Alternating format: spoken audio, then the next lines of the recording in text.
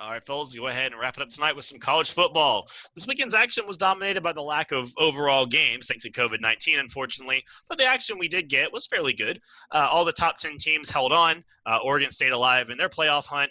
And Kyle Trask made his Heisman pitch. So, Drink, what did you enjoy the most from the weekend? Well, I got me another episode of the Michigan Wolverines getting their teeth kicked in, so that was cool. Brought to you every Saturday in the Big Ten Conference now. But I thought Notre Dame and Boston College was interesting. Listen, I thought, I don't know what to make of Notre Dame. Like, you come out, you beat Clemson, okay, and then you get a chance the very next week to make a statement with the team that gave Clemson the hard game to prove to people that it wasn't just a fluky win, and then you beat them, but it's like, it wasn't what I needed at the time. I needed that Florida and Arkansas. You know what I'm saying? I needed some of that action. You know what I mean? You got to be out here. I need you to transition into Florida and Arkansas. But basically what I meant, Notre Dame, I need you to do more on the eye test. Let me just say that. Give me some stronger eye tests here. Give me a little bit more, because you already know how I feel about Notre Dame at this point. I think they massively overhyped, and then they come out here, they beat Clemson, which is a good win, but then I just want you got to get Boston College the hell out of here. And then rolling over to Florida, listen, here's the deal.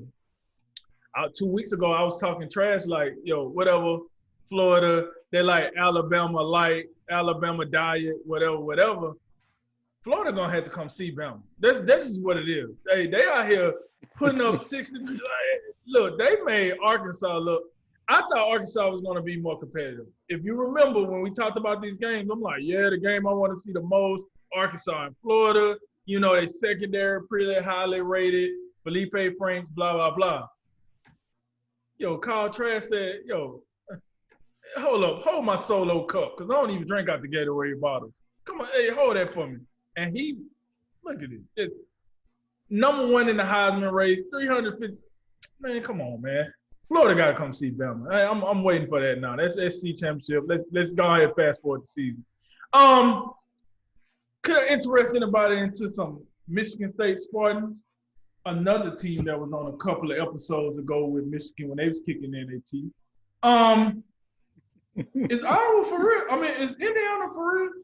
Is it me, or do anybody else think Indiana for real? I would say they're worth paying attention to. Well, you're damn right. They're gonna be definitely worth paying attention to this week, because they got I believe that for Friday. You know what I'm saying? Yeah. But we gonna see. We gonna see. I was just curious. And to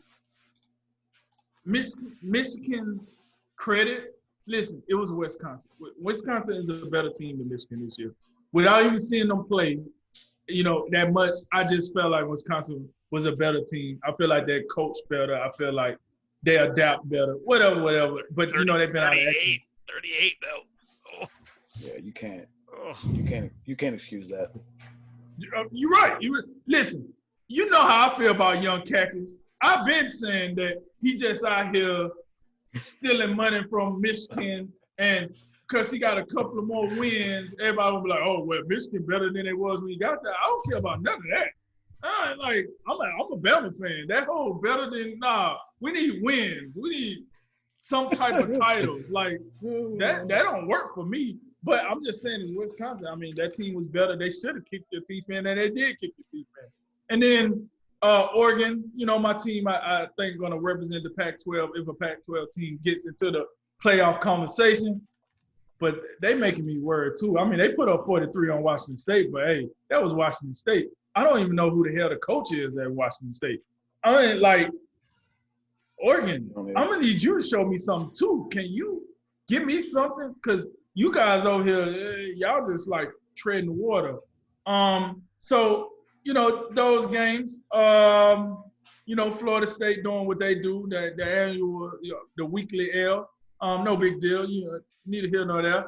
And then I'm looking at, listen, Ole Miss put up 48 against Bama, and I remember the sky was falling in Bama. Everybody was like, oh my God, whoop-de-whoop.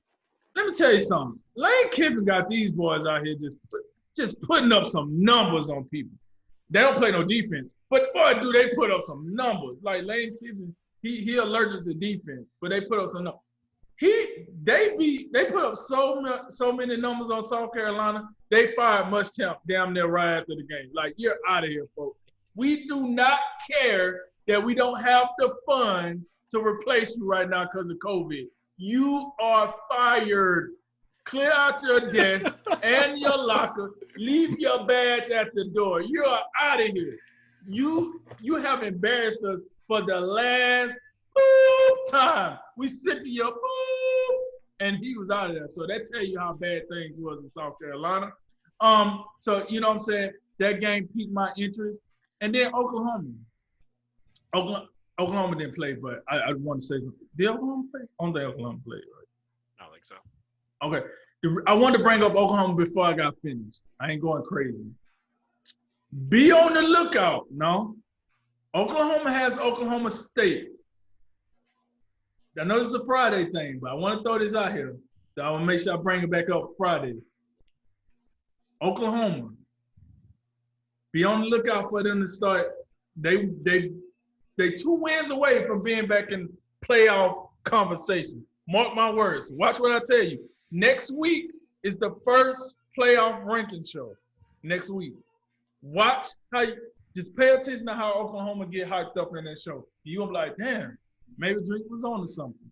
But either way, in a pretty lackluster Saturday, those were my biggest takeaways. I'll let you boy on it. I gotta start off, and I don't mean to bash the host, but the mere fact that we're celebrating Oregon's success over Michigan failure in the lead-in, I think we just got to take a good hard look at that. It was a rough week. What do you want me to write here, man? You should have wrote that. Michigan stinks. Is what you should have wrote. We done wrote them off. The biggest headline, and I know Michigan. I'm real sorry, Michigan, because I like Michigan as a program. I really do. I'm getting a little tired of seeing Ohio State kick their teeth in year after year after year after year. But they stink. I mean, we can't get around it. We can't make no more excuses. It's one thing to lose to Ohio State year after year, and win about 9 or 10 games every year and be respectable. But they're awful right now. I mean, I was talking about how much I like this kid Joe Milton a couple weeks ago. Well, he was terrible in this game. The whole team was terrible. I mean, you give up. Don Brown. He's about good as fired. That their defensive coordinator. I mean, this is a team early in the Jim Harbaugh era. I mean, they could shut you down on defense. They can't do that anymore. I mean, and it's not just Ohio State. I mean, we got Indiana who beat them by 17 last week. Michigan State isn't good, and they beat Michigan the week after they lost to Rutgers.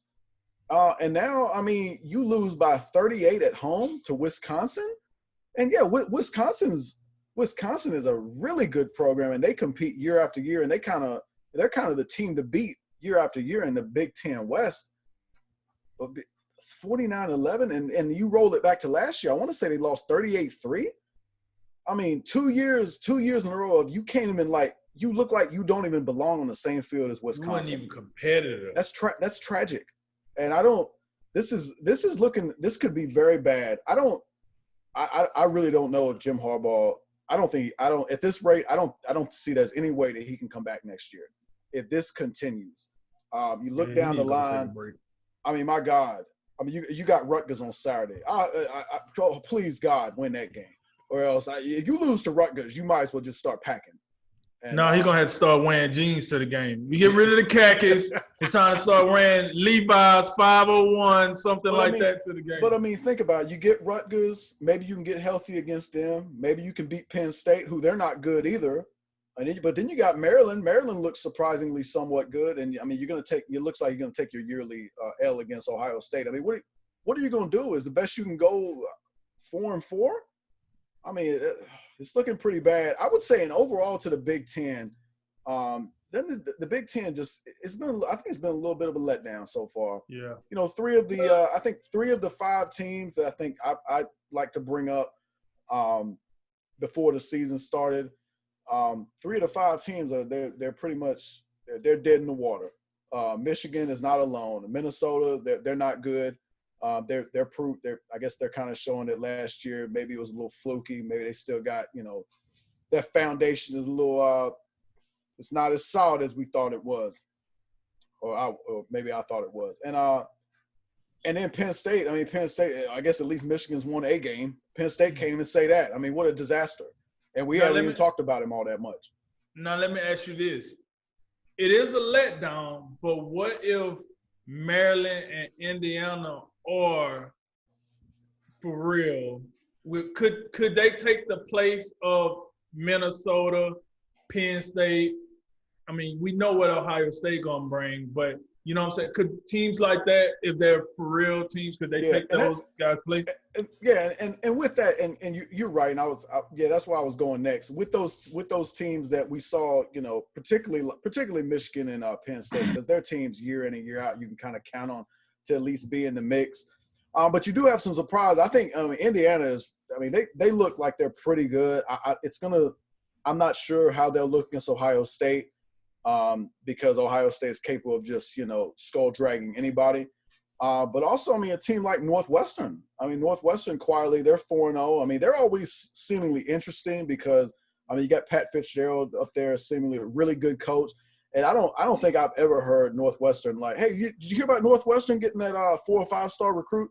Yeah, they doing good. They really hot on the recruiting trail. I don't think I've ever heard anything like that. So that's a testament to Pat Fitzgerald and his ability to develop players, and maybe do a little bit more with less. So that's something to look at. But you're right. Those teams like that, Indiana's and Northwesterns, they're making up for it. It's just disappointing that your traditional teams that you rely upon are not really showing out. But other than that, the Big Ten, I think, is my biggest takeaway with some of the teams that weren't in action. The second one, I think it would be Florida. That Florida offense is something to behold. Arkansas was actually they were looking somewhat good, surprisingly good. At playing 500 ball with Felipe Franks, and they just get dominated, even without Florida's great tight end Kyle Pitts. So that was definitely something to see as well. It looks like we're headed for Florida Bama in the SEC title game. Oh, yeah. If you look at down the schedules, neither of those teams appear to have much left on it. Since LSU is not really participating this year, neither team seems to have many challenges left. So that looks like a mortal lock. That's going to be a fun game. Because a lot of people say, oh, well, it's Florida's offense versus Alabama's defense. But, it's really Alabama's offense is probably better than it gets credit for. And then, Florida's defense maybe isn't as bad as it's getting credit for. I think they're starting to improve. I think that sometimes when teams have such prolific offenses, the other team just gets a bunch of chances, and sometimes the numbers look a little off than they maybe would. But when you're not playing time possession ball, where you're just throwing a touchdown every time you walk out there in 2 plays type things, so that's going to be fun. I think biggest takeaway, besides, oh, by the way, the week you Liberty watch, Hugh Freeze is going to get a very good job. Next goes to Michigan. I don't know, but the Liberty Bells, I don't know what they actually are. I think Hugh Freeze definitely deserved the Flames. I think Hugh Freeze definitely deserved to get a better job after this year. That man is hanging 60 on everybody he walks across on the street, so it's getting pretty real for him, the comeback tour. But I think the Heisman watch, I think this is the week this kind of ignited because Kyle Trask just submitted that, hey, I'm going to be in the Heisman finalist. Like, he just threw 6 touchdowns. He's basically keeping pace with what Joe Burrow did last year, and the whole offense as a whole really is. If you look at the 6 games in the SEC for LSU versus for Florida, they're almost neck and neck. It's pretty surprising. But what's interesting is Kyle Trask is out here on primetime on Saturday night throwing the pineapple like it's going out of style. Justin Fields can't play because everyone else has got coronavirus, and Trevor Lawrence ain't playing because he had coronavirus. Now they got bye weeks and whatever else. We haven't seen him in 3 weeks. We'll get to see him Saturday against Florida State. But anyway, Kyle Trask is in the spotlight right now, while the other guys you would assume the finalists are going to be, maybe your Travis Etienne's or some other guys get in there. But he kind of feels like he's in the lead right now. It's just going to be an interesting race down the stretch. You're going to go with the stats of Kyle Trask. Going to keep this up? Is he going to go to a guy that maybe is like Justin Fields, maybe doesn't have the stats because he won't have as many opportunities, but he's still quarterbacking maybe possibly a better team than he is at Florida? I don't know, but that's going to be a interesting. But I think that Heisman talk finally probably got ignited with what Kyle Trask did, because now we know, okay, we probably have our 3 guys at this point we're going to be running with the rest of the year. But the rest of the results, you guys pretty much hit them. We'll say the Cincinnati did get another win. Some of those kind of mid-major field teams are keeping it alive. I don't think BYU played, but they're another team that's kind of in that mix right now. So some of our top teams are keeping pace, and we know if one of these other big Power 5 teams kind of mess around, we can see some interesting things. And Drink had a good point. Remember, the first playoff rankings of every year have some bull crap in them. They always have some wild bull crap they throw in there to get people talking. So is it what he said? Is it maybe Cincinnati gets into 5 or 4 or something? I don't know. I mean, they're going to do something like that. So we'll see.